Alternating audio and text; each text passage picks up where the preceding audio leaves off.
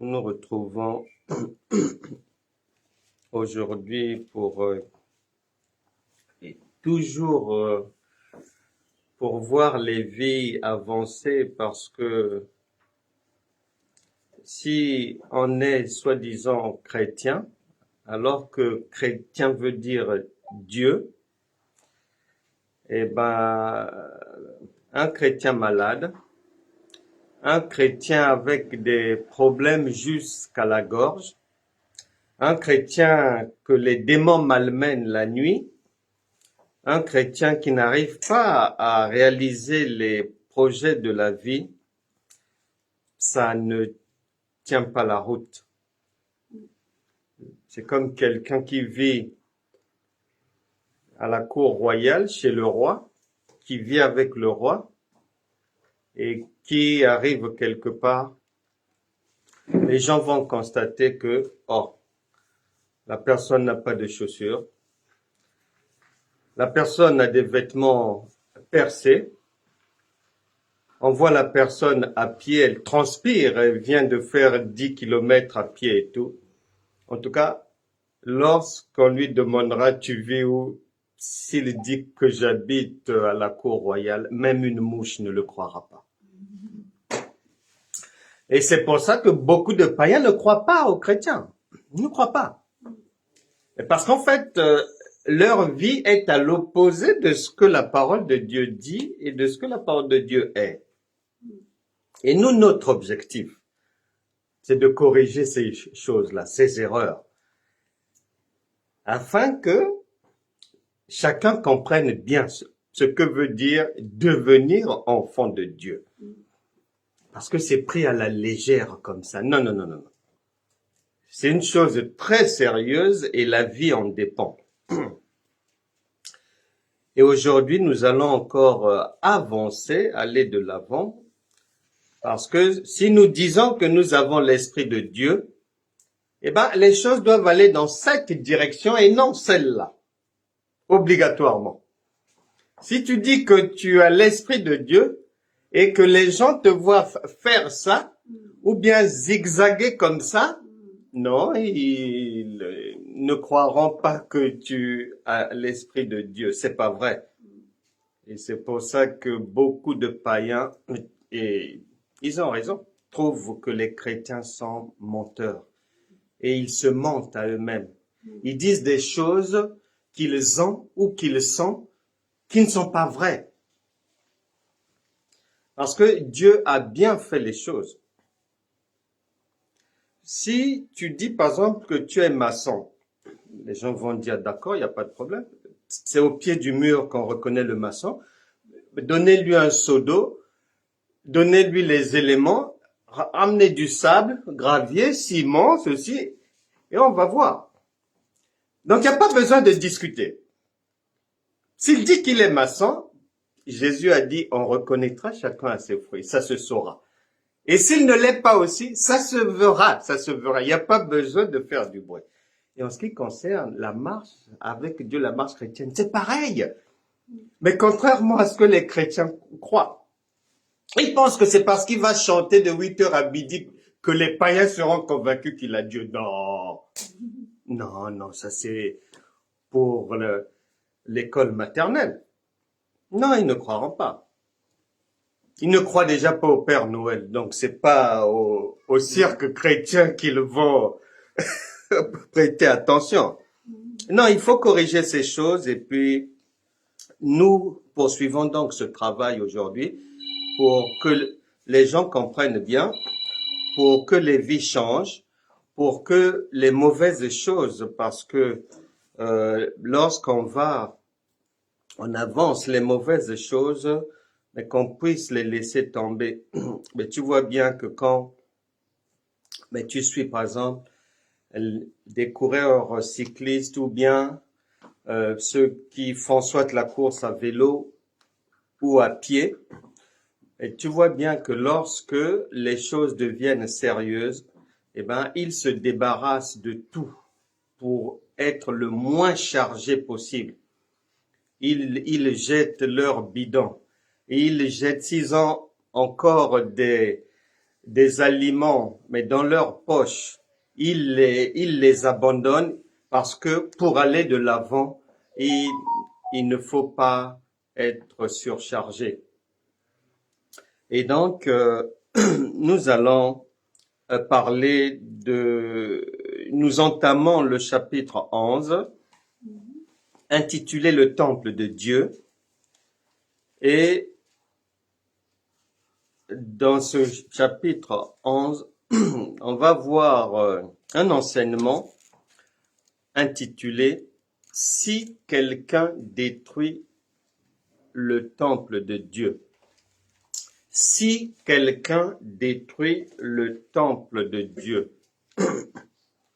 Si quelqu'un détruit le temple de Dieu. 1 Corinthiens chapitre 3, verset 17. 1 Corinthiens chapitre 3, verset 16 d'abord. Ne savez-vous pas que vous êtes le temple de Dieu et que l'Esprit de Dieu habite en vous? Verset 17. Si quelqu'un détruit le temple de Dieu, virgule, Dieu le détruira. C'est clair. Il y a trois choses là. On reçoit l'information que vous êtes le temple de Dieu. 1. Bonjour ma sœur Karine Courtois. Sois bénie. Salutations au frère Yannick là-bas et bien de choses à toute la famille. Au petit-fils aussi. Voilà. On dit que vous êtes le temple de Dieu. 1. 2. L'Esprit de Dieu habite en vous. Et 3. On vient dire, maintenant, si quelqu'un ose détruire cet édifice, Dieu lui tombe dessus. Maintenant, dans notre marche chrétienne, on a constaté au fur et à mesure du temps que, en fait, lorsqu'on devient enfant de Dieu, tout se passe dans la précipitation. Tout se passe dans la précipitation. Ah, bienvenue, sois béni, tu es maintenant dans la famille en Christ, sois fidèle avec la communion fraternelle et tout. Il faut que tu passes au baptême, tu es sauvé et tout. Ben, le programme des chants est là. Donc, on nous charge de ces choses-là et tout. Mais en fait, en réalité, rares sont les chrétiens qui ont conscience de ce que veut réellement dire devenir enfant de Dieu. Et nous ne voulons pas, Jésus nous déconseille de marcher comme des aveugles. Et nous ne voulons pas être aveugles, nous voulons être bien informés, afin que chacun sache dans quoi il s'est embarqué. Parce qu'il dit que mon peuple périt faute de connaissance. Nous allons donc voir si quelqu'un détruit le temple de Dieu. Et en introduction, on va dire ceci. Dieu, il s'appelle la vérité, c'est un Dieu de vérité. Sois vraiment béni, femme de Dieu, pasteur Charlène t'élève, que Dieu te bénisse avec ton mari, l'homme de Dieu, et ta maison, que tout le monde soit béni là-bas, à l'église CRC du Tampon, que les bien-aimés du Tampon soient toujours bénis et des environs qui sont par là-bas, soyez bénis. Nous vous aimons, nous formons la famille en Christ. Merci, pasteur. Donc, je disais, Dieu, il s'appelle la vérité. C'est un Dieu de vérité. Et on peut rapidement s'en rendre compte. Pourquoi? Parce que dans la parole de Dieu, il ne cache rien. quand Moïse fait des bêtises, lorsque que Moïse avait tué un Égyptien là-bas, et pourtant, il pouvait ne pas nous le dire et nous mettre seulement sur la table les bons aspects de Moïse, les bons côtés de son comportement. Non, non, non, non. Lui, il n'y a pas de ténèbres en lui. Lorsque Sarah s'est moquée, lorsque l'ange de l'Éternel lui a dit qu'à cette période, l'année prochaine, tu deviendras enceinte, elle a ri, elle s'est moquée, le Seigneur nous l'a révélé. Lorsque Rebecca a monté un stratagème en poussant son fils Isaac, Isaac c'est le père, Jacob a usurpé le droit de naissance de son frère Ésaü, tout un simulacre qu'ils ont fait avec sa mère. Dieu pouvait nous cacher ça. Non, il a dit non, non, non, non. Ces gens-là ont commencé dans la malhonnêteté. Mais regardez leurs œuvres. Et c'est pareil lorsque quelqu'un, Noé, se saoule, il est dans l'ivrognerie, il dit voilà, Noé a commencé comme ça. Le roi David va prendre la femme d'autrui, au lieu de nous cacher ça. Non, non, non, non. C'est un Dieu de vérité, regardez ce monsieur. Salomon n'en parlons pas. Il a fait naufrage. Dieu nous a tout mis là. Regardez cet homme. Il a commencé comme ça, en faisant naufrage.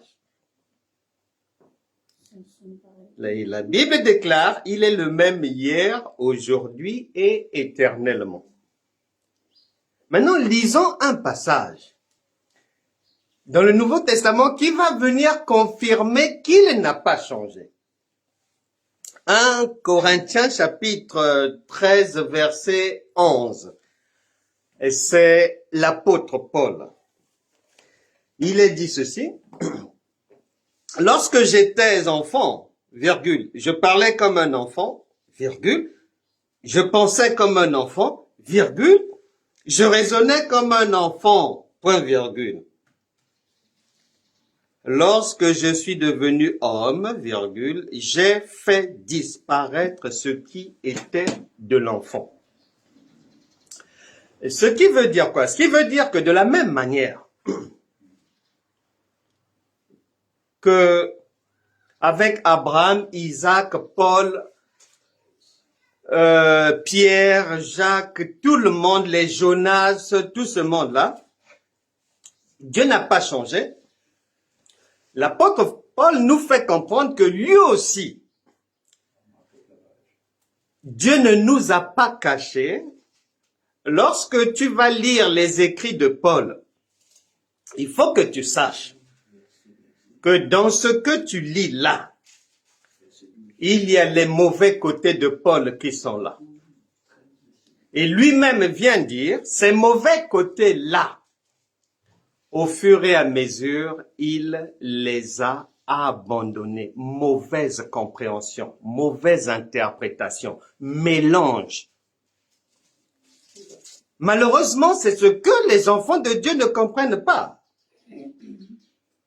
La personne est née de nouveau en l'an 2000. Elle a pris certaines choses de l'an 2000 à l'an 2003.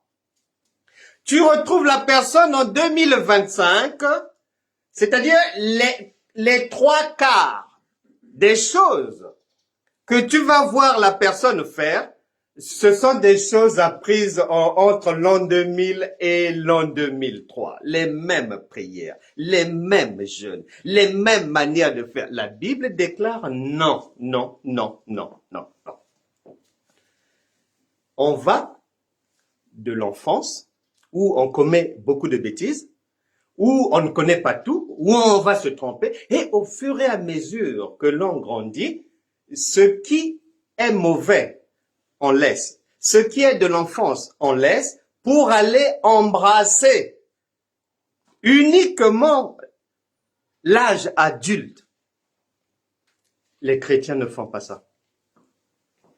ils sont surchargés, ne comprenant pas que dans cette marche-là, tu dois veiller à te décharger des encombrants, des choses qui relèvent de l'enfance. La loi de Moïse, elle se résume au verbe faire. Je jeûne, je prie, je fais des sacrifices, je fais des ablutions, je donne ceci, je me couche comme ça, je fais une retraite spirituelle, je ceci, cela. Galates chapitre 3 verset 23 dit, maintenant, après cette loi-là, il y a la foi qui est venue. La foi maintenant, c'est le connaître. Ce n'est plus le faire, mais c'est le connaître. Et c'est ce que Jésus enseigne. Et il nous en donne les preuves. Une grande différence entre avant la venue de Jésus, pendant son ministère et après son ministère. Et ces phases-là, tu ne peux pas les mélanger. Jésus a dit, on ne peut pas suivre 2 maîtres. Tu peux pas suivre la loi et tu peux pas suivre la foi. Ça ne marchera pas pour toi. Et dans la foi, c'est le connaître qui va primer. Le Seigneur Jésus, il rencontre un aveugle à Jéricho, Luc chapitre 18, verset 42. Et la guérison de l'aveugle viendra d'où? Jésus va dire, ta foi t'a sauvé. Or, la foi, c'est pas visible à l'œil nu. La foi, c'est ce que tu connais de ta divinité. C'est-à-dire, si tu as revêtu vraiment Christ, tu marches comme Christ. C'est ça la foi. Elle est intérieure. Elle ne consiste pas à chanter. La foi, c'est pas faire du bruit. La foi, c'est pas prier. C'est-à-dire, c'est pas visible. C'est pas quelque chose de visible. Il rencontre plus loin 2 aveugles dans Matthieu chapitre 9 au verset 29. En conclusion, il vient leur dire qu'il vous soit fait selon votre foi. La femme à la perte de sang, Matthieu chapitre 9, arrivé au verset 22, il lui dit, ta foi t'a guéri. Le centenier romain, Matthieu chapitre 8, verset 13, il vient conclure leur rencontre en lui disant qu'il te soit fait selon ta foi. Jésus n'a jamais dit à quelqu'un qu'il te sera fait selon tes prières. Jamais. Selon tes jeûnes. Jamais. Selon tes chansons. Jamais. Nous sommes dans un monde chrétien où l'ignorance a tellement pris le dessus que c'est l'égarement pratiquement total. Il y a urgence à faire venir l'ambulance pour aller soigner les gens. Il y a urgence. Les gens sont perdus, égarés. Ils ne comprennent pas la loi, ils ne comprennent pas la foi, ils mélangent l'un et l'autre et ils se plaignent que ça ne marche pas. Et comme pour ajouter le drame au drame de l'égarement, ils accusent Satan, étant eux-mêmes responsables de leur propre malheur. Lorsque Paul dit que, moi, en ce qui me concerne, oui, je ne comprenais pas tout, il y a des choses, je pensais que c'était ça, mais le jour où j'ai compris, j'ai abandonné. Les comportements chrétiens enfantins, je les ai abandonnés. La loi, d'où je suis sorti, et je suis docteur de la loi, mais lorsque je me suis rendu compte que par rapport à la foi, c'est rien, j'ai mis la loi à la poubelle. Il est en train de prendre le chemin pour rejoindre sa destinée et son héritage, puisque Jésus nous a donné notre héritage. Jean chapitre 14, verset 12. Que vous ferez de plus grandes choses que moi. Vous ferez. C'est pas un rat qui parle, c'est le Seigneur. Ce que vous me voyez faire là, c'est rien. Lorsque l'Esprit de vérité, le Saint-Esprit viendra, lorsque vous aurez reçu cette puissance, vous ferez de plus grandes œuvres que celles que j'ai eu à faire. Question. Est-ce que les chrétiens ou ceux qui se revendiquent comme étant chrétiens font des œuvres plus grandes que celles de Jésus? Réponse directe, il n'y a pas à réfléchir, non. Non. Ils refusent d'aller dans la direction du Seigneur, parce que la direction du Seigneur, faut décoller, faut aller vers le haut.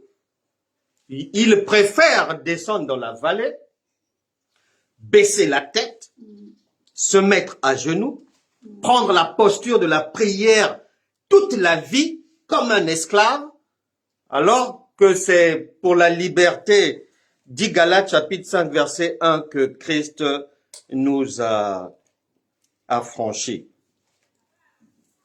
Nous devons corriger ces choses-là. Chacun doit faire l'autopsie de sa propre vie, de sa propre marche.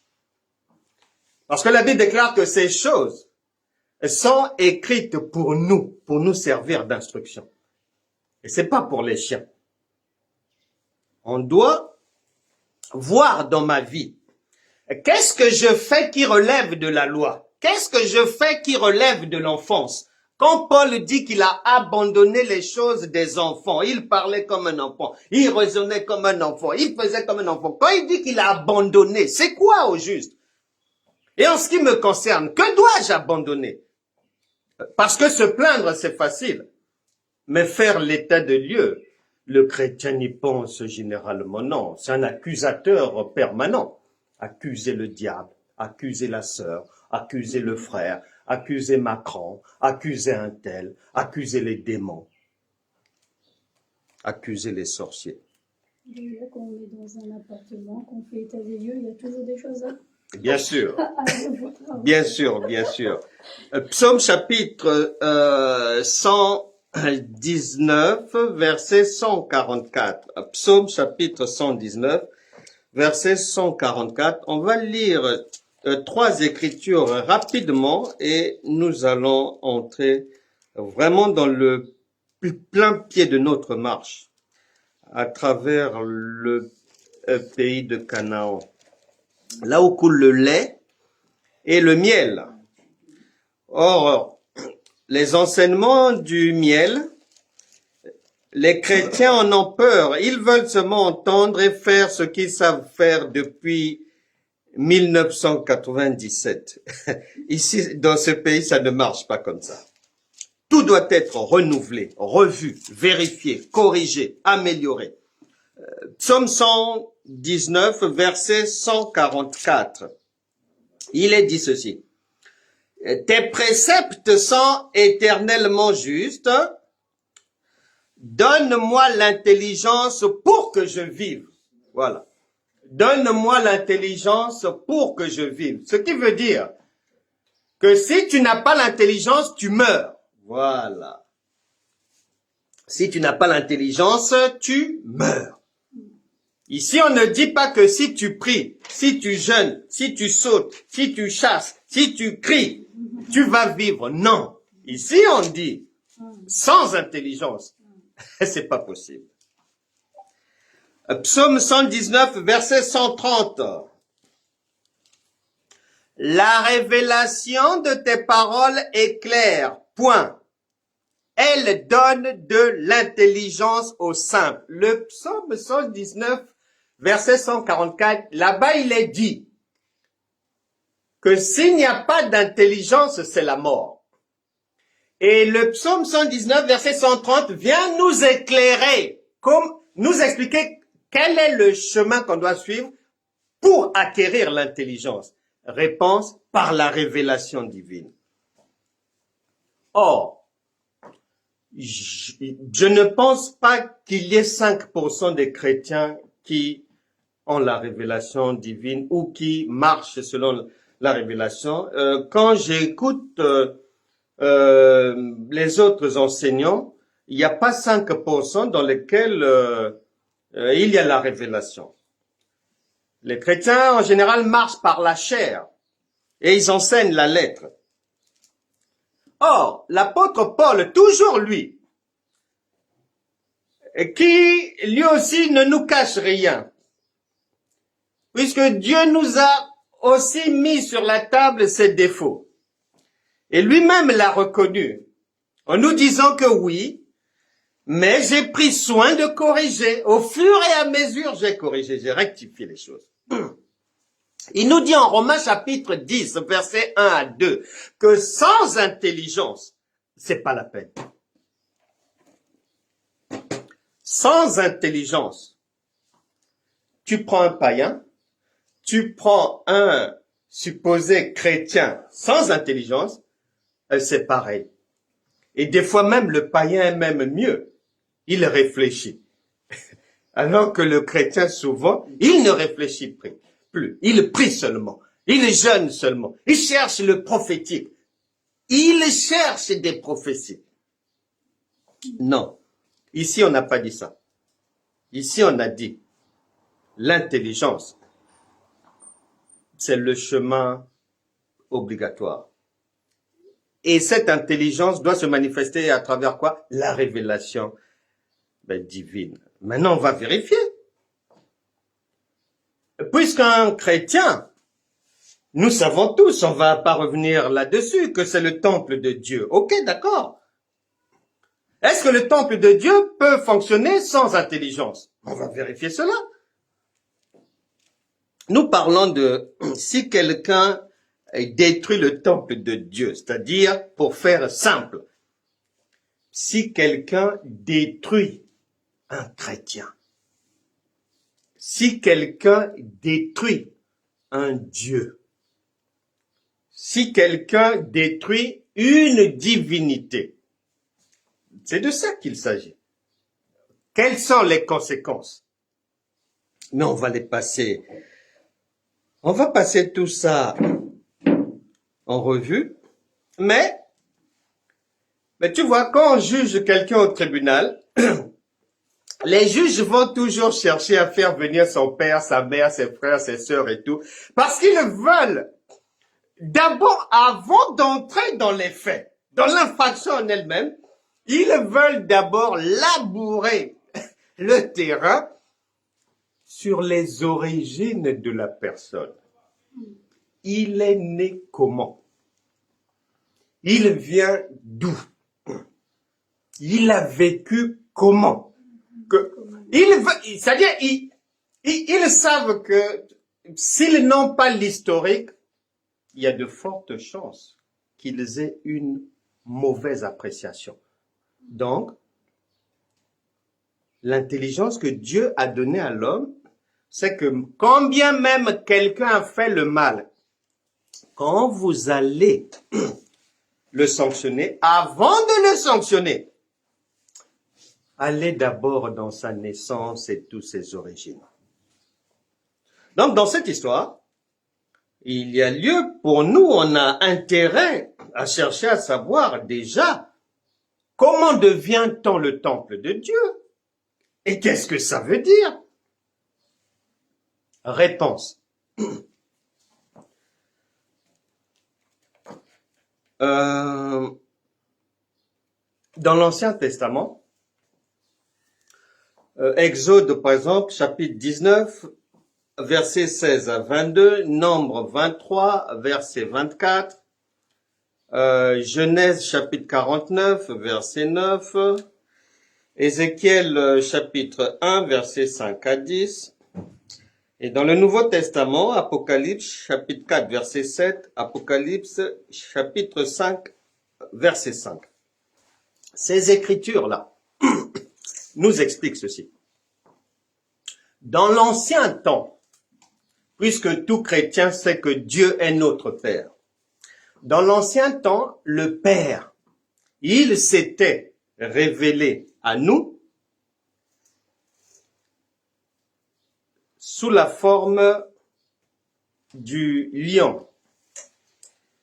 Et tout le monde sait que la chefferie, le roi, son image sur terre, c'est le lion. Ça vient de là. Et dans les visages de Dieu, les 4 visages de Dieu, il y a le lion là-bas. Et ce lion-là, la Bible déclare que c'est une terreur. Et donc, lorsque les enfants d'Israël avaient voulu suivre Moïse à la montagne, au mont Sinaï, ils ont entendu les grondements, des bruits qui les ont mis en fuite, le rugissement du lion. Et ils ont fui. À partir de là, ils n'ont plus voulu avoir quelque chose de direct avec Dieu parce que pour eux, ils voyaient la mort. D'où c'est Moïse qui faisait le lien. Quand on vient dans le Nouveau Testament, il avait déjà été prévu que pour venir nous aider, nous racheter, ce lion-là viendra sous la forme d'un homme agneau. Et donc, la Bible va nous dire, attention, ce n'est pas parce que il vient sous la forme d'un homme agneau qu'il a perdu son identité du lion, de la fureur. Non. Et Jésus maintenant vient nous donner l'information en disant, bon, la nouvelle alliance que je vous propose, quiconque va l'accepter, le Père et moi, donc, le lion et l'agneau, nous allons venir chez lui et nous allons y établir notre demeure. Jean chapitre 14, verset 23. Jean chapitre 14, verset 23. Il est dit ceci. Jésus lui répondit, si quelqu'un m'aime, c'est-à-dire s'il devient enfant de Dieu, il gardera ma parole, virgule, et mon Père l'aimera. Nous viendrons à lui et nous ferons notre demeure chez lui. Nous viendrons à lui et nous ferons notre demeure chez lui. Ce qui veut dire que lorsque quelqu'un dit Seigneur Jésus, je t'accepte aujourd'hui, je te reçois dans ma vie, et dans mon cœur, comme Seigneur et Sauveur, Viens vivre au-dedans de moi, Éloigne Satan de moi, Prends la direction de ma vie à partir d'aujourd'hui, je décide de marcher avec toi. Au nom de Jésus, je suis devenu enfant de Dieu. Amen. Lorsque tu dis ça, tu as dit que tu le reçois comme Seigneur et Sauveur. Il y a 2 personnes là. Il y a le Père et le Fils. Un est Sauveur et l'autre est Seigneur. Il y en a 2. Et tu as dit que viens. Tu sais que c'est un territoire spirituel, surnaturel. Tes yeux physiques ne voient pas, puisque toi-même, on t'a déjà dit que, En devenant enfants de Dieu, nous ne marchons plus par la vue, ni par la chair, mais nous marchons par la foi. C'est-à-dire ce qu'on ne voit pas, ce qu'on n'entend pas. D'où déjà à partir de là, peut-être pas le même jour, que plus tard, normalement, si tu as bien fait comme Paul, c'est-à-dire te débarrasser des gamineries chrétiennes, tu comprendras que la foi est silencieuse. Et oui, il n'y a pas de bruit dans la foi. Donc, la plupart des chrétiens, ils ignorent que devenir enfant de Dieu veut dire faire entrer dans son corps tout un lion. Donc, regarde les 300 kilos que tu as fait rentrer dans le corps. Plus un agneau immolé.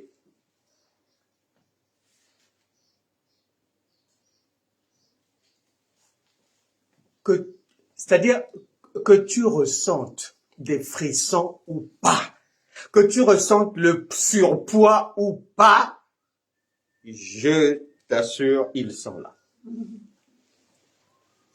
À partir de là,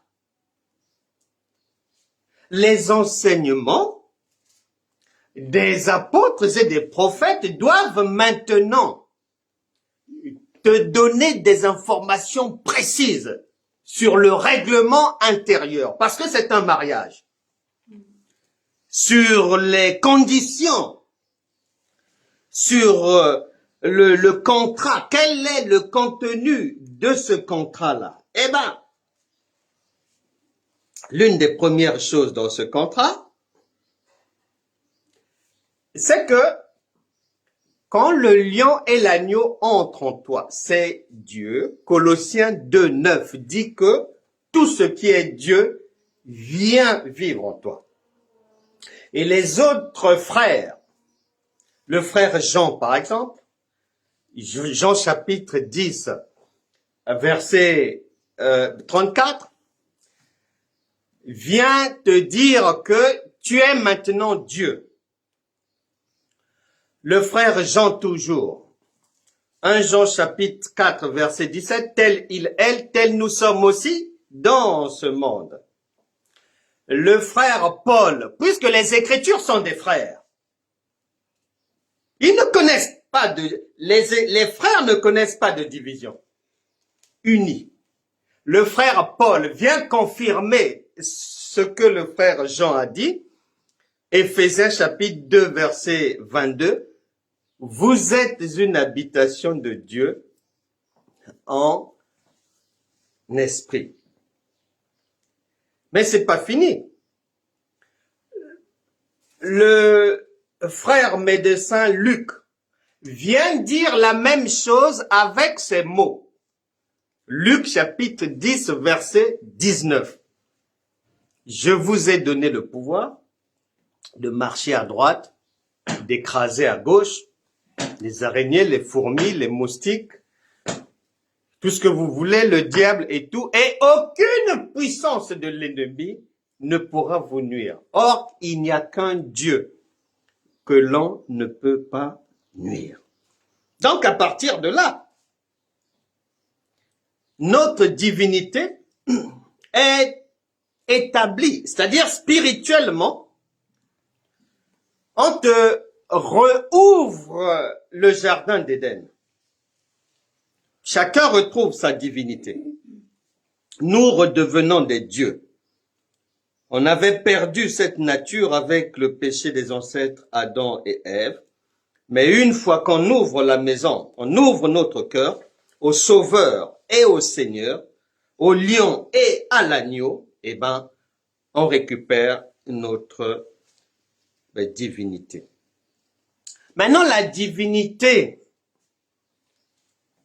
deuxièmement, on va bien t'informer. Un Dieu ne marche pas et ne supporte pas des tâches. Un Dieu ne marche pas et ne supporte pas les tâches. Avant c'est-à-dire pour que ta divinité soit bien assise là, tu passes d'abord par Actes des Apôtres chapitre 2 versets 37 à 39, la repentance. La repentance parce que 1 Thessaloniciens chapitre 4 verset 3 dit que non, priorité c'est ta sanctification. Donc la vie du péché, tu arrêtes ça ici, mais ça se termine. Et lorsqu'on devient donc enfant de Dieu, nous recevons l'information dans notre contrat d'appartenance au monde divin. 1 Jean chapitre 5 verset 18 dit que celui qui est né de Dieu, donc le véritable chrétien, il ne pêche pas. Le véritable chrétien, il ne pêche pas. Et quand tu essaies de réfléchir un peu, tu vas te rendre compte que oui, c'est normal parce qu'un Dieu ne pêche pas. Or, chrétien veut dire Dieu. Or, un Dieu ne peut pas pécher. Un Dieu ne peut pas pécher. Cela veut dire, si une divinité, si toi, moi, qui sommes devenus maintenant des dieux, dans le règlement intérieur, la nouvelle alliance, il y a un article qui dit que nous n'appartenons plus au péché. Nous ne péchons plus, nous ne pouvons plus pécher, nous ne sommes plus d'une nature pécheresse, la vie du péché nous ne connaissons pas parce que nous sommes divins, nous sommes de la race de Dieu, nous sommes de la maison de Dieu, nous sommes la divinité, c'est appuyé, affirmé, beaucoup de frères le disent, c'est confirmé. Ce qui veut dire quoi? Question. Est-ce qu'un Dieu qui est égal quelqu'un qui ne pêche pas peut-il demander pardon à 8 heures pour ses péchés? Il revient à la charge à 11h45, pardon des péchés. À 15h, il a dit des grossièretés là-bas, il demande encore pardon. À 17h32, on le surprend dans un mensonge, il se rétracte, je vous demande pardon. Quand il rentre à la maison, première chose, il va se mettre à genoux sur son lit, sur son autel de prière. Oh Seigneur, je te demande pardon pour tous les péchés de la journée. Et tu es en train de contredire la parole. Parce que la parole dit, tu n'es plus concerné par le péché. Maintenant, comment ça se fait que toi, tu es encore en activité dans le péché et la demande permanente de pardon? Donc les problèmes commencent là. Je t'apporte une preuve supplémentaire par la révélation que une fois que tu deviens enfant de Dieu, tu passes par la repentance. Selon Actes des Apôtres, chapitre 2, versets 37 à 39, tu ne trouveras pas un endroit où Jésus, pour guérir quelqu'un, pour faire marcher un paralytique, ou bien ses apôtres, comme l'apôtre Paul dans Actes des Apôtres à Lystre, il a fait marcher un impotent. Tous ces miracles-là, il n'y a pas un endroit. Même la fille de Jairus, pour la résurrection, Jésus n'a pas demandé à Jairus de demander pardon pour ses péchés. Non. Pourquoi? Parce que la parole ne peut pas se contredire. Une fois que Dieu dit que quiconque est né de moi ne peut pas pécher, il ne viendra pas te demander encore de demander pardon. C'est pas vrai. Sinon, c'est de la contradiction. Donc, si je continue à demander pardon, c'est que je suis dans ce que la Bible dit l'enfantillage. Je suis encore enfantin. C'est-à-dire, je n'ai pas encore grandi. Il y a des choses que je n'ai pas encore compris. Malheureusement, le chrétien veut foncer dans sa marche chrétienne sans comprendre tout ça. Et après, il va s'étonner quand les choses ne vont pas marcher. C'est-à-dire, si Dieu dit que tu es Dieu et que le péché et toi, c'est deux mondes différents, c'est le jour et la nuit, pardon, si tu ne comprends pas, même si tu dois t'asseoir pendant 1 mois, viens t'asseoir, on va t'expliquer. Parce que si tu veux avancer sans comprendre, si tu veux enseigner les gens sans comprendre, Jésus a dit, ce sont des aveugles qui conduisent des aveugles. Leur suite est connue, ils finiront par tomber. Et en général, tomber, c'est à l'hôpital. Le rendez-vous, c'est là-bas parfois. Donc, nous ne devons pas avancer à l'aveuglette, dans l'ignorance, non. Et c'est le reproche que je fais à beaucoup d'hommes de Dieu. Ils ne veulent pas se former. Parce qu'on ne peut pas bâtir des enseignements sur le travail des autres, non. Sur des choses, des redites depuis 1978.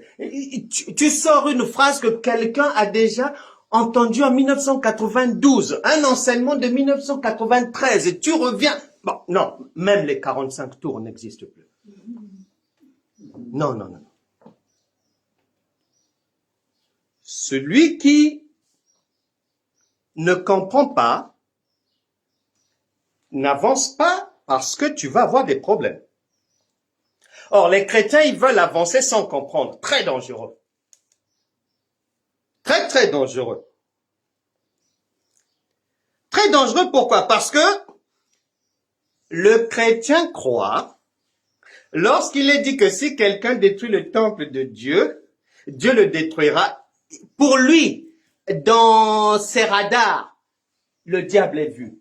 Les démons, Satan, les mouches, le sorcier, la voisine, le voisin, la chef au travail. Voilà. Voilà les gens à détruire, les gens à battre. Mais vérifions un peu dans cette marche si leur boussole ne se trompe pas. Il est dit, donc nous on va chercher à savoir, puisque celui qui est chrétien, il devient Dieu. Troisièmement, il ne connaît pas le péché. Et si quelqu'un ne connaît pas le péché, c'est-à-dire qu'il ne peut pas demander pardon. Oui ou non? Maintenant, la Bible dit que quand j'étais enfant, je faisais comme un enfant. Donc, j'ai demandé pardon à 9h, pardon à 11h, pardon ma soeur, pardon mon frère.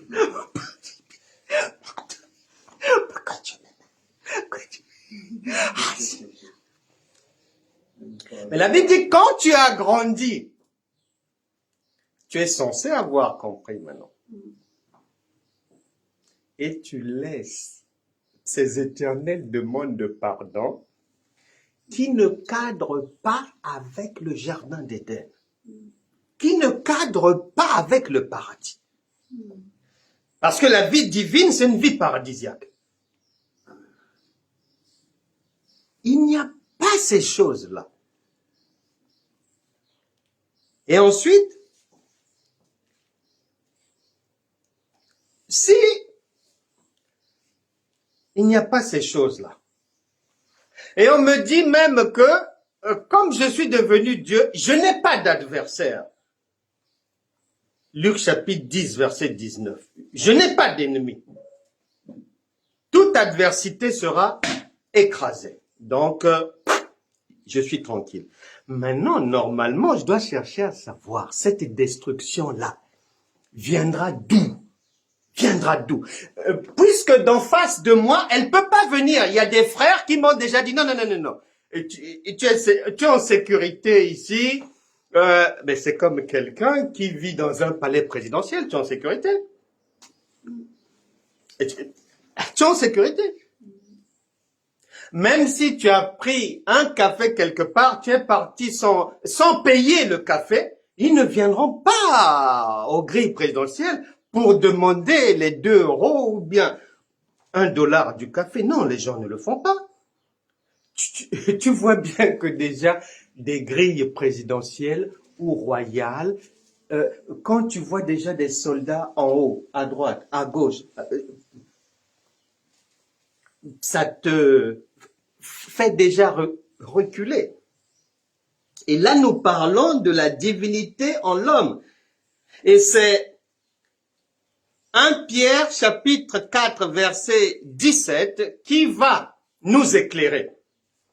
En disant que non, comme Dieu ne peut pas se contredire, l'adversité ne peut pas, comme elle ne peut pas venir vers toi, donc, c'est une adversité qui va naître au-dedans de toi-même.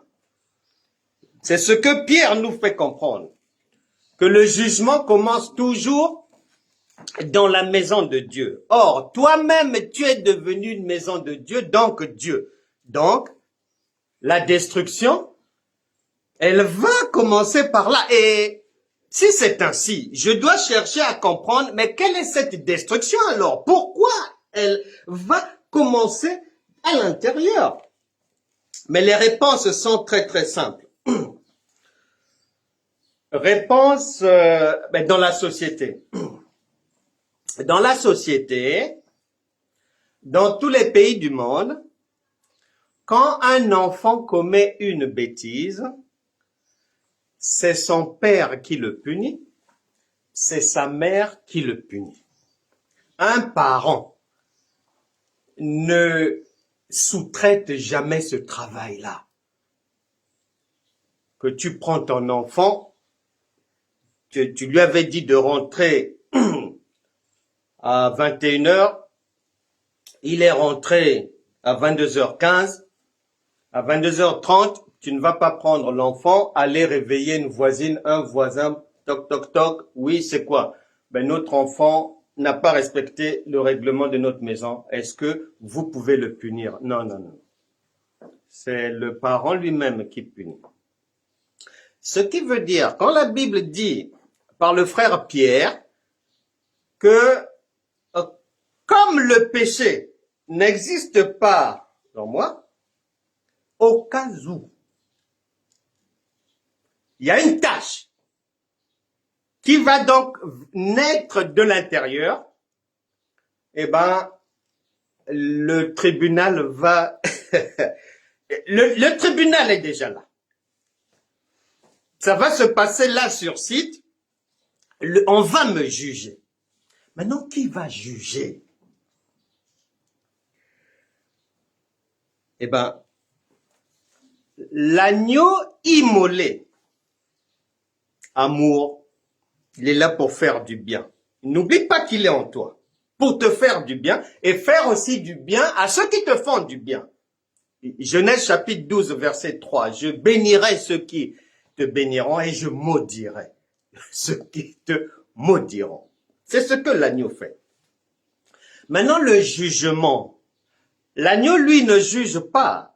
C'est le Père qui juge. C'est le Père qui punit. C'est le lion qui punit. Maintenant, il punit comment? Allons vérifier. Amos chapitre 3.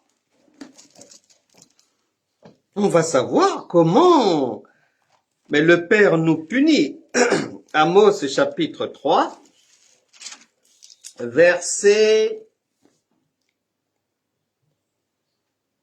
On commence au verset 3. Voilà. Il faut bien ouvrir les oreilles parce que les chrétiens sont en général bouchés.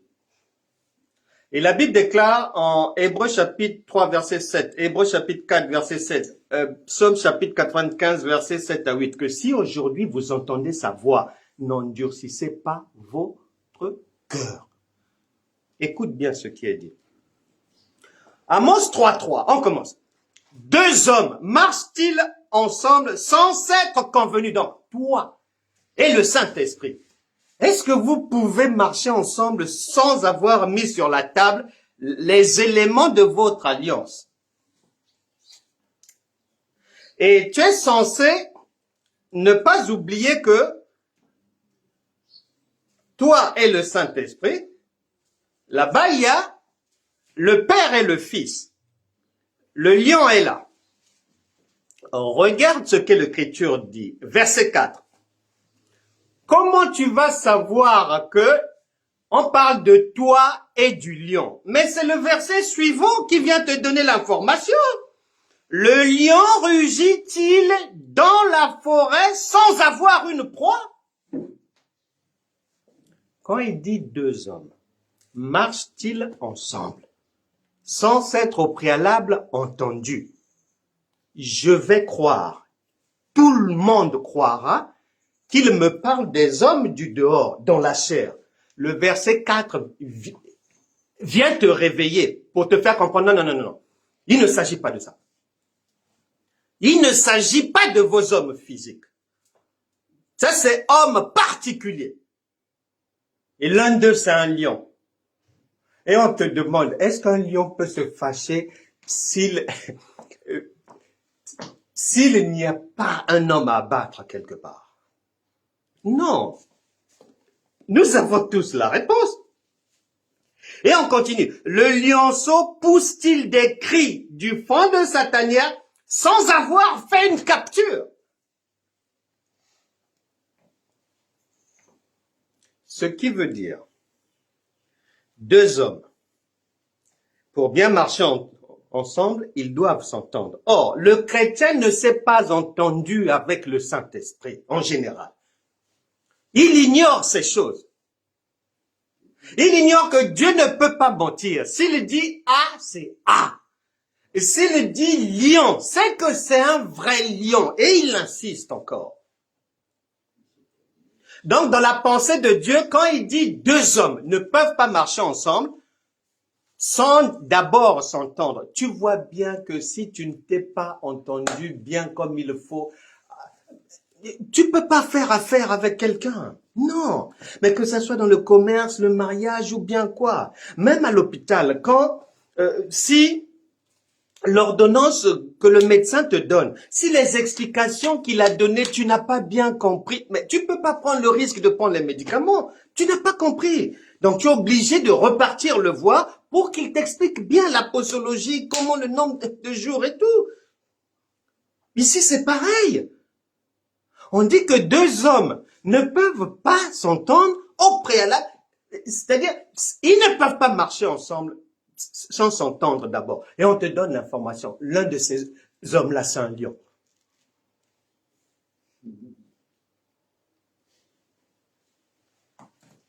Confirmons ce que Jésus avait déjà dit en Jean chapitre 14, verset 23. Donc, ce qui fait que déjà, parmi les multiples raisons des échecs des chrétiens, des maladies des chrétiens, des erreurs des chrétiens, le fait que quelqu'un ne connaît pas ce que nous sommes en train de dire, là, il est en danger. La plupart des chrétiens sont en danger. Ils marchent avec un lion sans le savoir. Mais tu es fou! Tu es fou! Et Hébreux chapitre 12, verset 29 vient dire, Dieu est un feu dévorant, dévorant. C'est-à-dire un lion qui va dévorer. Puisque ta nouvelle nature, il n'y a pas le péché dedans, il n'y a pas de tâche. Toi maintenant, ignorant cela, marchant avec les enseignements du CP1, des enseignements de l'école maternelle qui disent que non, quand tu commets un péché, demande pardon. Or, quand tu grandis, quand tu arrives en classe de seconde, première, des enseignements divins, tu viens comprendre que non, laisse les choses des enfants là-bas. Tu dois aller vers l'avant et être conscient que ta nature là, il n'y a pas de péché. Tout péché que tu vas faire, le jugement commande par la maison de Dieu, le lion va bien te ramasser. Bien te ramasser. Et Jacques chapitre 3 verset 1 à 2 vient nous donner une précision, que ce jugement-là, c'est d'abord ceux qui sont dévorés, ce sont les enseignants de la parole. Puisque nous sommes prévenus, Jacques chapitre 3 verset 1, frère, qu'il n'y ait pas parmi vous beaucoup d'enseignants. Pourquoi? Parce que tu dois connaître ces choses. Un homme averti en vaut deux. Mais si tu ne les connais pas, non seulement toi-même, tu vas transporter la mort, mais tu vas enseigner la mort aux gens. Tu distribues la mort. C'est pour ça qu'il y a beaucoup d'églises mortuaires.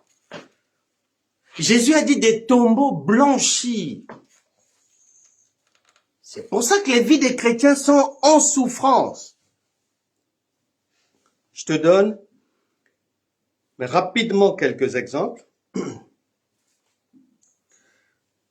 Parce que la Bible dit en Éphésiens chapitre 3, versets 3 à 4, c'est le frère Paul qui nous dit que Dieu est un mystère, c'est le mystère de Christ. Et lui, il a eu la grâce de le connaître par révélation. Donc, on connaît le lion par la révélation.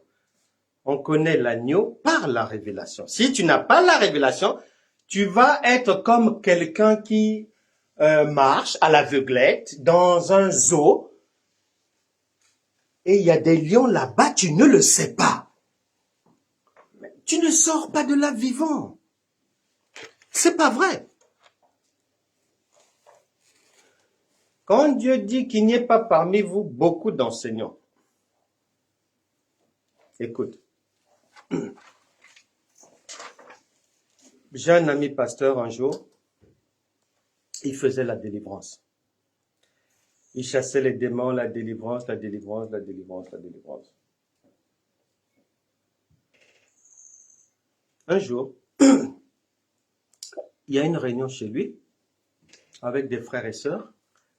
Ils sont en prière et tout.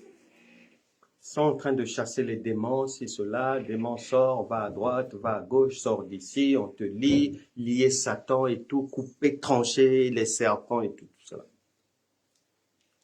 Pendant qu'ils sont en train de faire ça, et il avait beaucoup d'années de ministère déjà, mais comme il ignorait, il n'avait pas la révélation de ça là. Pendant qu'ils sont en train de faire ça, l'un des enfants, qui avait 2 ans, est allé dans sa chambre vers la fenêtre, il jouait là-bas.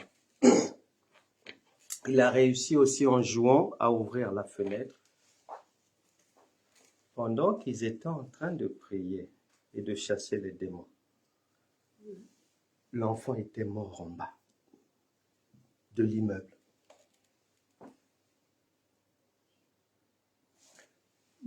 J'ai un autre ami. Mais c'est dommage même quand j'en parle parce que, bon, ce sont des choses que je ne connaissais pas aussi avant. C'est avec le temps que Dieu m'a fait la grâce de me les révéler. J'ai un autre ami. Un jour, il m'appelle.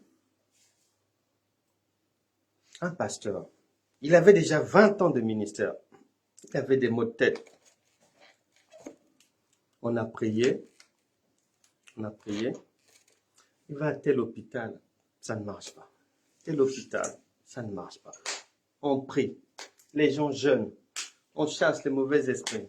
La maladie. Ceci, cela. Rien. Jusqu'à un cancer du cerveau diagnostiqué. Et on l'a perdu comme ça. J'en connais plein comme ça. Non. Beaucoup d'hommes de Dieu, de femmes de Dieu, maintenant que tu m'entends là, tu ne le savais pas avant. Dieu ne ment pas.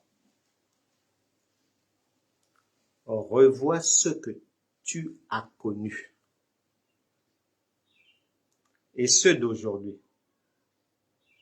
Observe leur vie. Tu auras toujours. Beaucoup perdent leur femme. Mais là encore, cette semaine, je connais un pasteur, il vient de perdre sa femme. Beaucoup perdent leur femme.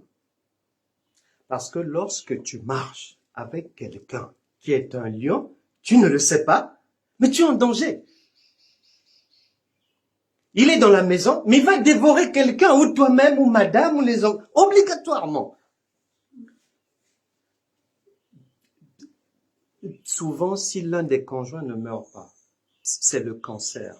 Un enfant dans la drogue, un enfant va dans l'homosexualité, c'est la dépression. Ouvre bien tes yeux à partir d'aujourd'hui. Regarde bien.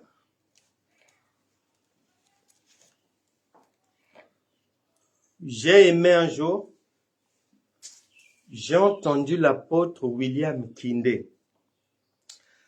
Il disait ceci. Un jour, il est parti prêcher en Afrique quelque part. Maintenant, il avait fait 1 semaine là-bas d'enseignement. Il disait que lui-même, il était étonné. Pendant qu'il enseignait seulement, là-bas, un paralytique marche. Là-bas, les démons partent. Donc, pendant qu'il enseignait, ça l'étonnait lui-même parce qu'il disait, j'avais jamais vu ça dans mon ministère. Jamais. 1 semaine remplie de miracles. Quand il finit la semaine, il était à l'hôtel avant d'aller prendre l'avion. Il entend le Saint-Esprit lui dire, ce que j'ai fait là-bas avec toi, ça s'arrête ici. Je ne t'ai pas donné cette capacité-là. Tu continues avec le message que je t'ai donné. Ne fais pas maintenant la délivrance.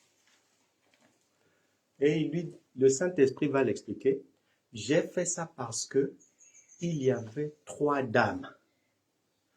Elles ont fait des milliers de kilomètres pour venir à cette conférence. Le Saint-Esprit lui dira, je l'ai fait d'abord pour ces femmes-là. Donc, ne t'hasarde pas à aller faire des séminaires de délivrance ou ceci, cela. C'est non, il n'y en a pas 2. Homme de Dieu ou femme de Dieu, chez lequel j'ai entendu une aussi grande franchise. Il avait dit non, Dieu lui a dit, il y a une limite là. Quand quelqu'un franchit la ligne rouge, mais le lion va te dévorer. Mais quand il va te dévorer, tu ne le sauras pas, puisque tu es dans l'ignorance. Tu ne sauras même pas par où ça va tomber, mais ça va tomber. Dieu n'est pas un homme pour mentir. Ce qu'il a dit, il le fait. Et je connais, on a perdu d'autres serviteurs de Dieu. Durant le Covid, mais beaucoup sont partis.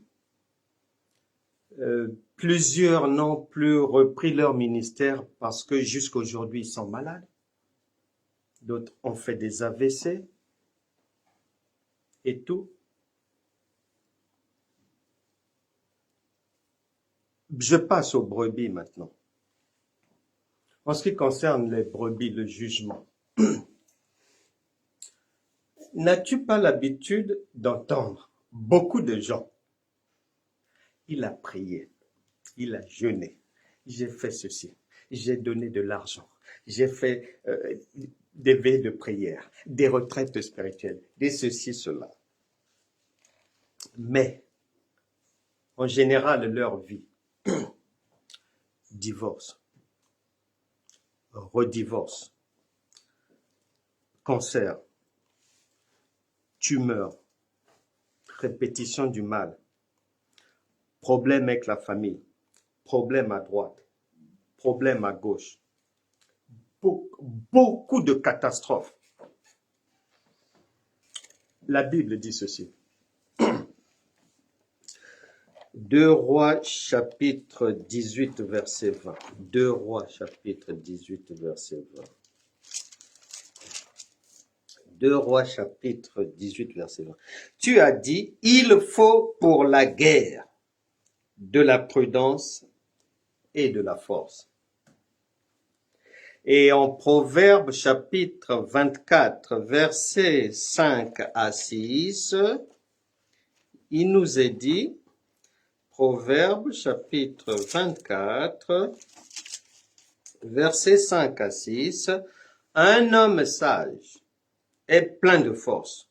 Et celui qui a de la science, donc la connaissance, affermit sa vigueur. Car tu feras la guerre avec prudence.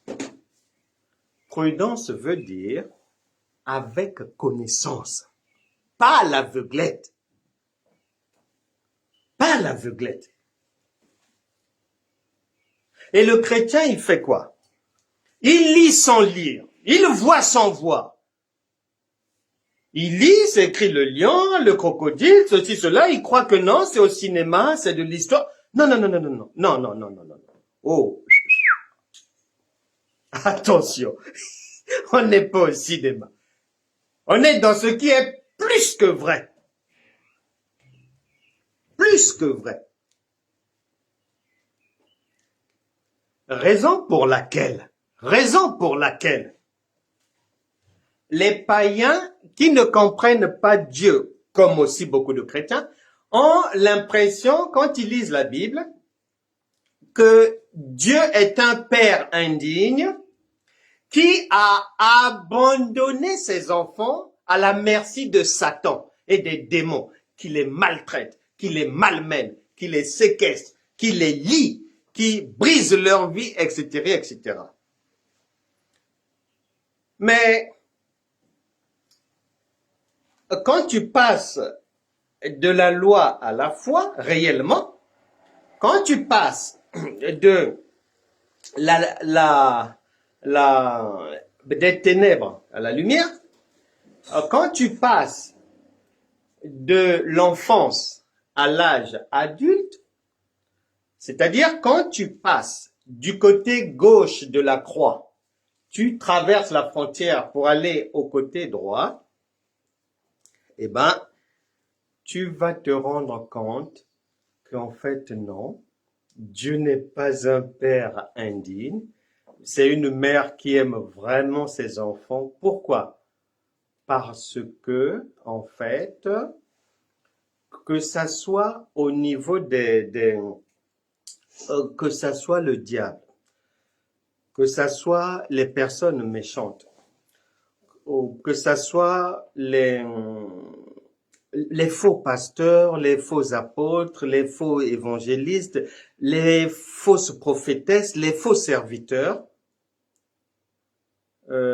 ou que ça soit les chrétiens hypocrites, les faux frères, les fausses sœurs. En fait, tu vas te rendre compte en réalité que tout ce monde-là n'est pas un danger pour le chrétien. Raison pour laquelle Jésus, sachant cela, quand dans la parabole du bon grain et de l'ivraie, il est demandé s'il ne faut pas arracher l'ivraie et laisser seulement le bon grain. Il dit non, non, non, non, laissez. Et c'est pour ça que dans la maison de Dieu, il laisse entrer les loups, il laisse entrer les ravisseurs, il laisse... Pourquoi? Parce qu'en fait, dans cette maison-là, ils ne le savent pas, il y a un lion là-bas. Ils ne le savent pas, il y a un lion qui va les dévorer. Quand tu vois même quelqu'un qui est malhonnête, il fait son cirque, même, regarde bien, même ce qu'on appelle grand pasteur,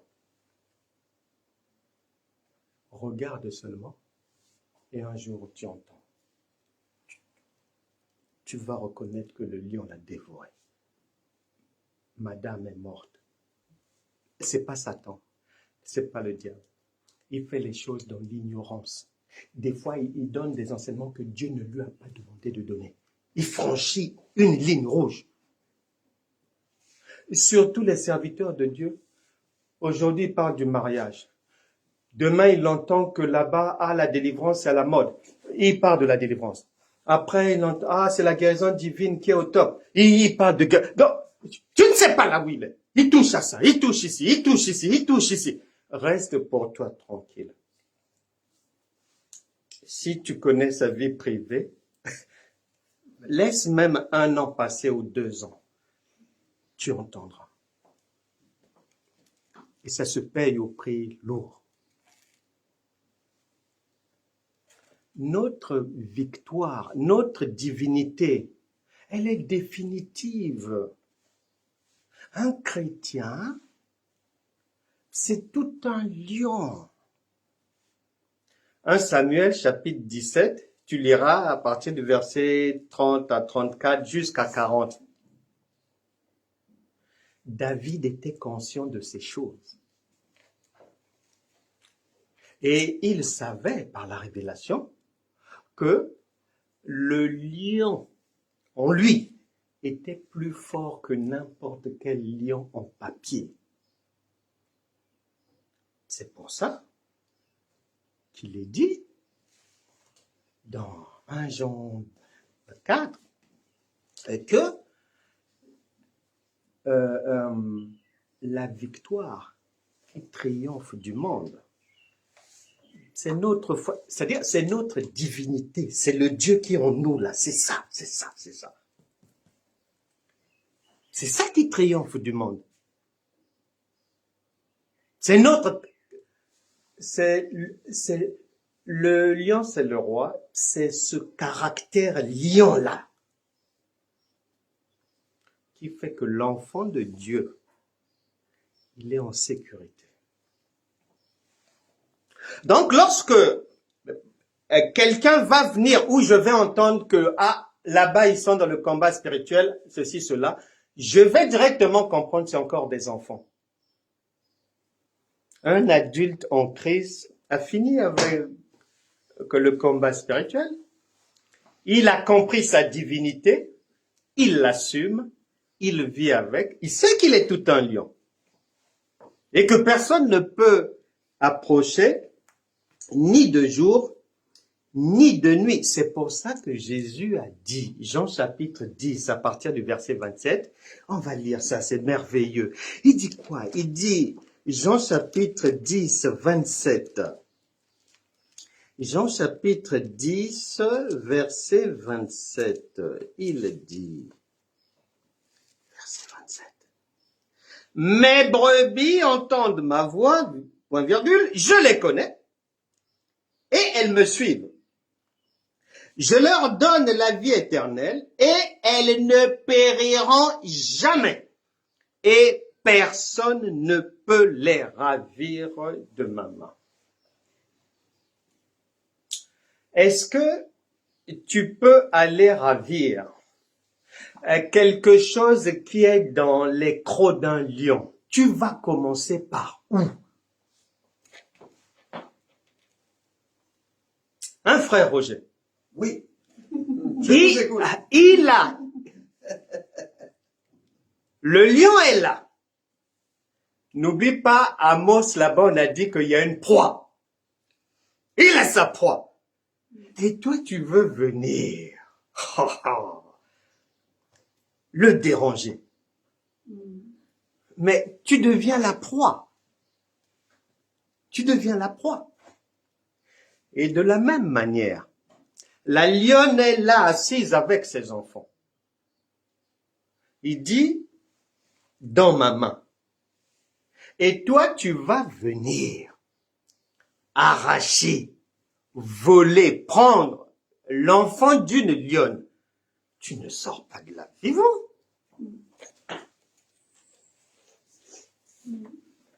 Donc, tout chrétien qui fait des activités, des choses qui atteste qu'il est en insécurité. Il est dans la peur. Elle tremble. Elle a peur du diable. Elle doit jeûner comme ça. Ne sont pas dans la main du Seigneur. Ne sont pas dans la main du Seigneur. Ce sont des aveugles qui marchent dans le pays sans connaître le pays. Mais ils vont mourir. C'est pour ça que la Bible ajoute, l'homme prudent, il voit le mal de loin et il se cache. Ça veut dire que quand il ne comprend pas quelque chose dans les Écritures, il s'arrête d'abord, il n'avance pas. Parce que c'est pas à pas. Il y a des lignes, il y a des bornes. On nous dit il faut pas dépasser les bornes. Donc tu dois vérifier, est-ce que je peux faire ça? Est-ce que j'ai besoin d'aller par là? Est-ce que j'ai besoin de solliciter du secours alors que je suis déjà Dieu? Les chrétiens, beaucoup, quand arrive un coup dur, alors que la bouche dit que j'ai Dieu, la personne qui dit j'ai Dieu ne sait pas que j'ai Dieu veut dire tu es Dieu. Elle ne sait pas. Elle est dans l'ignorance dans le pays, comme ça, à l'aveuglette. Ah, j'ai Dieu, ah, au nom de Jésus. Elle ne sait pas qu'un Dieu ne pleure pas. Un Dieu ne demande pas quelque chose, de l'aide à quelqu'un. Un Dieu n'appelle pas un autre Dieu au secours, appeler Jésus au secours pour venir. Non, Jésus va venir secourir Jésus. Mais ça n'a pas de sens. Le Jésus du dehors est appelé pour venir secourir le Jésus du dedans. Mais il avait déjà dit, vous serez plus grand que moi. Mais comment lui qui est petit, tu l'appelles à ton secours? Non.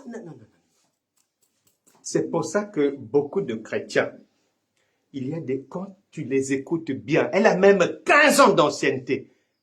Mais tu te rends compte, la marche de 15 ans là, tellement qu'elle était cabosseuse, tellement qu'elle a été vraiment rude, là, non, il y a des vis qui ont explosé. Ça ne va plus dans la tête. Ça ne va plus. Le chrétien, il doit savoir, un Dieu ne tombe pas malade. Un Dieu ne peut pas être malade. Un Dieu ne peut pas être malade. Un Dieu ne peut pas échouer. Job a dit, ce que je crains, c'est ce qui m'arrive. Ça veut dire que si je vais à un séminaire intitulé, par exemple,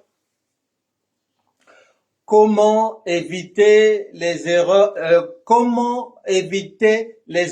dans le choix du conjoint. Ça veut dire que dans ta tête, tu as déjà accepté l'hypothèse que tu peux te tromper. Voilà, déjà. Tu as déjà accepté l'hypothèse que je peux me tromper. Or, la Bible dit, 1 Corinthiens chapitre 2, verset 15, toi, le chrétien, l'homme spirituel, Dieu, il juge de tout et personne ne peut le juger. Ça veut dire, il ne peut pas se tromper. Il ne peut pas se tromper. Si tu vas suivre un séminaire sur le choix du conjoint, comment l'éviter pour ne pas se tromper, toi, programme ton cerveau dans le sens positif seulement. Mais ne mets pas dans ton cerveau que tu peux te tromper. Donc, tu prends tous les aspects positifs de l'enseignement et le reste là, on apprend toujours. Tu mets ça dans un coin de la tête, mais que l'objectif, c'est pas que le négatif vienne prendre le dessus sur le positif. Non. Il ne faut pas que tu aies plus de « je peux me tromper, donc je dois faire attention » que de « je suis Dieu, je peux pas me tromper ». Et souvent, lorsqu'on n'arrive pas à établir ces équilibres-là, malgré la bonne volonté du pasteur, malgré la bonne volonté des frères et sœurs ou des gens qui peuvent t'aider, toi-même, tu vas te tromper. Mais parce que tu as eu plus de peur que de confiance. Et donc, nous devons retenir ces choses. Et pour finir, tu constateras, en Jean chapitre 9, les gens demandent à Jésus, est-ce que celui-là, il est né comme ça, paralysé parce que, malade comme ça parce que, est-ce que ce sont ses parents qui ont péché ou est-ce que ce sont les conséquences de ses propres péchés? Jésus dit non. Il dit non, non, ni l'un, ni l'autre. Pourquoi? Pas ses parents parce que Dieu ne peut pas accuser quelqu'un, sinon il n'est plus Dieu. Pas lui-même parce que un né de nouveau ne peut pas pécher. Il ne connaît pas la vie de péché. Et Dieu ne peut pas se contredire. Il dit non, ni l'un, ni l'autre. Le péché n'a rien à voir là-dedans. Il n'y a pas le diable, il n'y a pas cela. Non, c'est pour que les œuvres de Dieu soient manifestées. C'est pour que eux, ils comprennent la grandeur de Dieu. Qu'ils comprennent bien que en devenant Dieu, nous sommes au-dessus de toute chose. Au-dessus de toute chose. Maintenant, lorsqu'un accident arrive,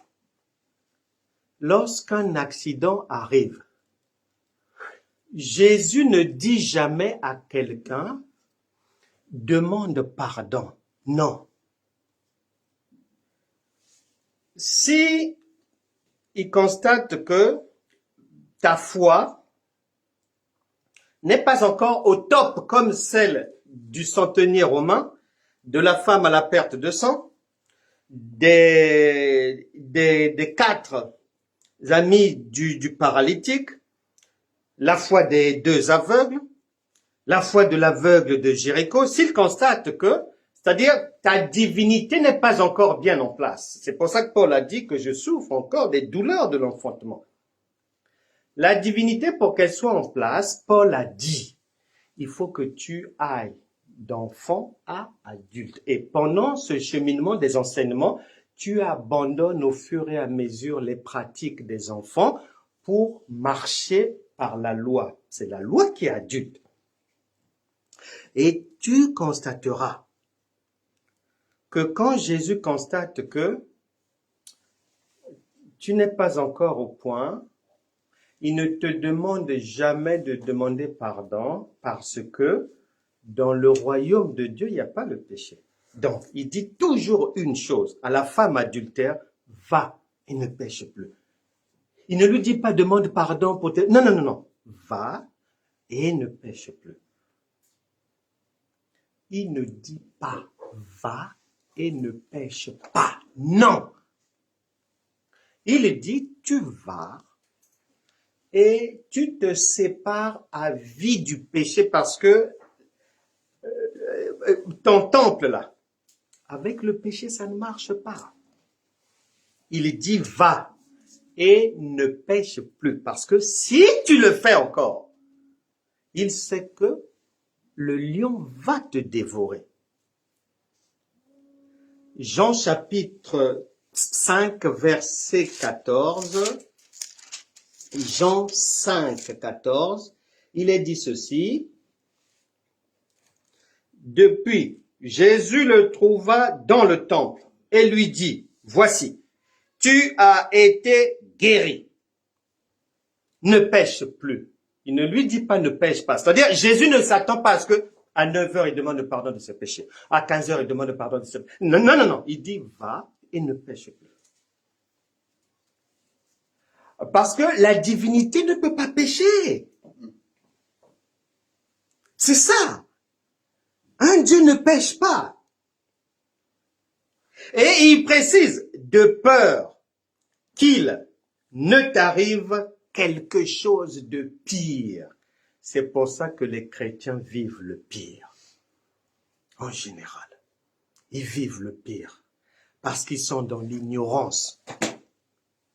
Parce qu'ils se croient adultes alors qu'ils sont encore des enfants. Ils se croient adultes alors ne sachant pas qu'on ne devient pas adulte avec des enseignements du lait. Ils prennent des risques ne sachant pas, n'ayant pas une connaissance de l'environnement du royaume de Dieu. Et beaucoup y laissent la vie pour cela.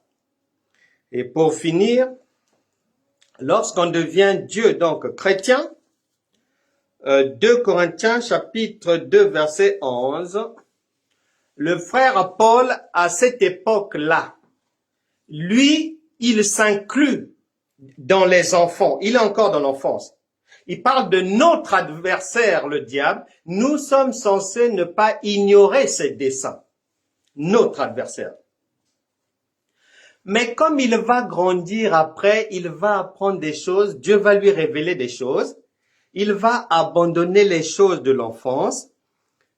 Le Saint-Esprit va utiliser l'apôtre Pierre pour nous éclairer sur l'avant. Le diable est notre adversaire quand on est enfant. Nous sommes censés connaître ses desseins, mais une fois qu'on devient adulte, nous ne sommes plus concernés par lui. C'est pour ça que 1 Pierre 5, 8, alors que 2 Corinthiens 2, 11 parle de notre adversaire, le diable, 1 Pierre 5, 8 vient dire soyez sobres, veillez, votre adversaire, le diable. Donc, en fait, lui n'est plus concerné par les histoires du diable, parce qu'il sait qu'en face de lui, il a des enfants. Mais lui, il est adulte. Il n'est plus concerné par ça. Là-bas, on avait dit notre adversaire, le diable. On connaît ses plans contre nous. Quand tu as grandi, tu deviens adulte. Tu marches maintenant dans leur adversaire. C'est pour ça que nous enseignons avec amour, avec beaucoup d'explications, pour que chacun puisse être à même de passer à l'étape de l'enfance, à l'âge adulte, de passer réellement de la loi à la foi. Et souvent, le chrétien, même les enseignants, ils se mélangent, ils s'embrouillent parce que ils ne savent pas distinguer les choses qui relèvent de la loi avec celles qui relèvent de la foi. La foi, c'est le repos.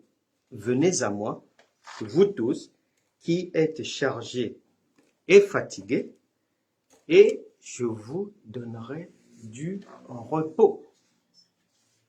Que chacun donc sache que lorsque l'Écriture dit « Si quelqu'un détruit le temple de Dieu », l'Écriture parle de soi-même. Si toi-même, c'est-à-dire, si tu veux mettre des tâches à ta divinité, tu le payeras au prix lourd.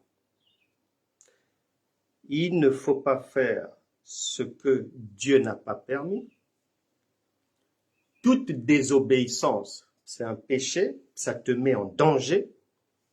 Tout faux enseignement te plonge dans un zoo où il y a le lion et tu seras dévoré.